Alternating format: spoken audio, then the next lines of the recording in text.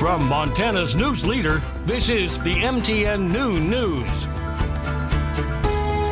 Good afternoon. Thanks for joining us on the Noon News on this Friday. I'm Andrea Lutz. So today, Republican members of Congress will meet with the Biden administration, trying to find areas of compromise for a massive infrastructure proposal. Both sides remain far apart on that $2 trillion proposal, and Republicans' counteroffer of $568 billion. A White House spokesperson says there's been productive talks, but no agreements. No sticking point is the president's wish to raise the corporate tax to help pay for the plan. Republican leaders called that a non-starter. And President Biden wants to know how climate change threatens the U.S. economy. He signed an executive order directing his climate and economic teams to develop a plan to identify climate risk on government programs, assets, and liabilities. The president wants this done in the next 120 days. The executive order also requires the Treasury Secretary to issue a report on the financial risk related to climate change. As vaccinations increase, so do questions about individual rights versus the legal rights of private businesses. Newsy's Amber Strong explores what businesses and employers can and cannot do.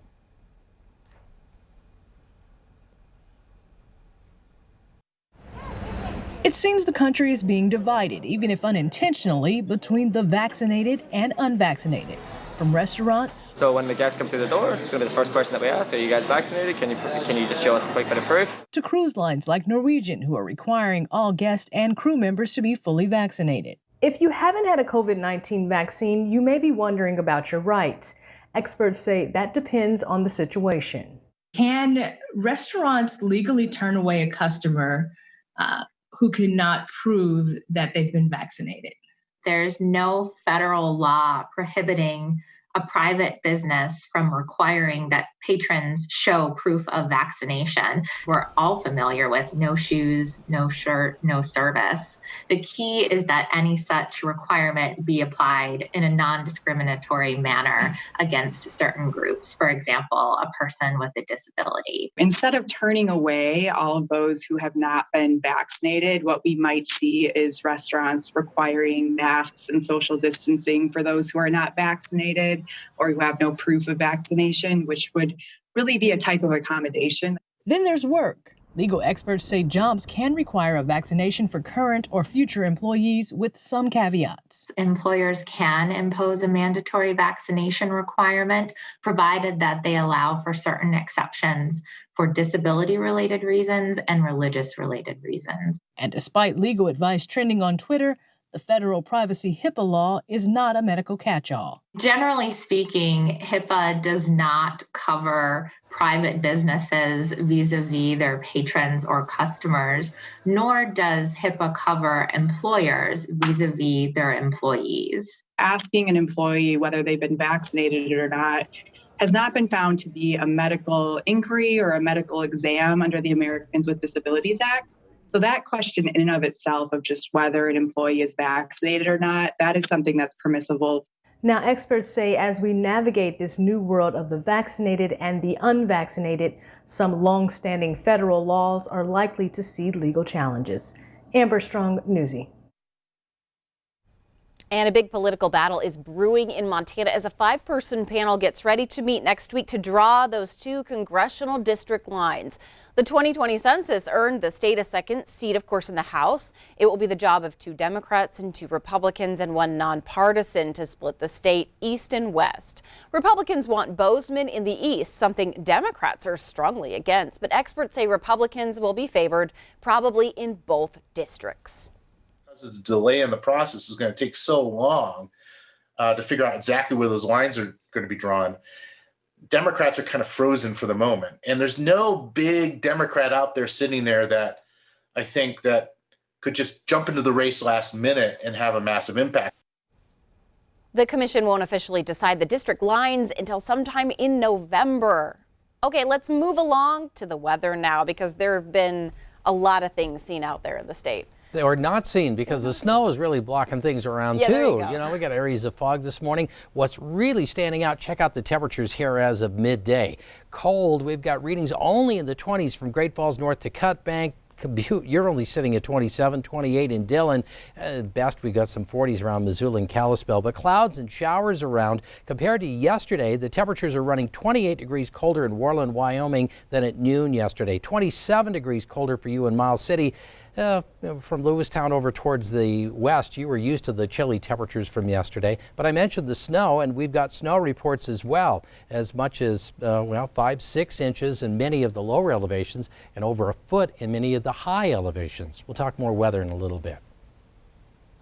Thanks so much. Helena police have arrested a suspect after a string of vandalism earlier this week, including some at the Helena Cathedral. 21-year-old Durbin Tab of Helena was arrested Wednesday, booked into the Lewis and Clark County Jail on charges of felony criminal mischief and malicious intimidation.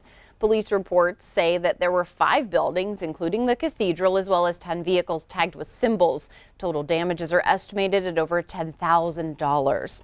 Oh, the man who drove his car through a Columbia Falls grocery store last November is going to prison for 10 years. Alan Connor Jr. was handed that sentence yesterday in Kalispell. He's charged with criminal mischief and criminal endangerment for that incident. Connor drove through a Super One Foods, putting customers in harm's way.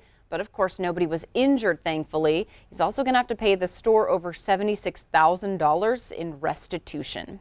This week, TSA's screenings topped 1.8 million in a single day for the first time since the pandemic began. That's some welcome news for businesses who rely on travelers. Some owners tell Amanda Brandeis they're starting to see the shift. If I look out the window, I see planes taking off. And of course, not as often as used to be. When Susan McMillian opened her kombucha brewery 6 years ago, she took a chance on its location. We started out on a shoestring. That's basically why we call our company Bootstrap, because we really started out with nothing. When they couldn't afford rent in a more walkable district, Pink Lemonade, they landed on a space next to the San Diego International Airport. That's why I got that 20-foot kombucha flag so people could at least see us. The tasting room became a convenient stop for travelers touching down in the city or on layovers. They'll come in for a flight as well while they're waiting for their flight. But the pandemic rounded roughly 30% of her customer base. It was a very hard year for us. But she's beginning to hear this sound more and more. Some of the airlines are opening up fares to Hawaii, expanding routes. Those are all positive moves towards recovery.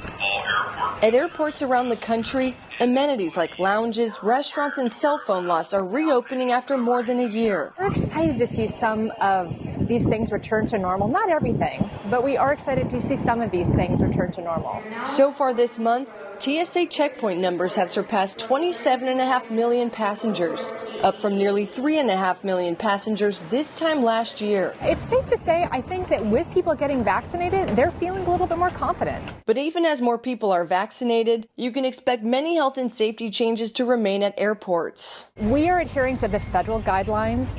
Wearing masks is essential. You must wear a mask in the airport. We also encourage people to social distance. All of the measures that we've taken to protect people are still in place. And the recovery still has a way to go compared to pre-pandemic levels. By this time in 2019, TSA screened nearly 43 million passengers. I consider myself pretty resilient anyway, and so it was a good test for that.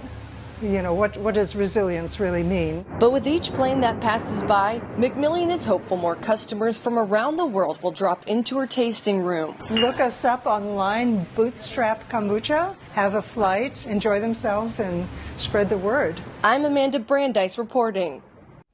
All right, we have more to come on the noon news on this Friday, including how forecasters are taking a look at what could shape up to be a very active storm season for the United States.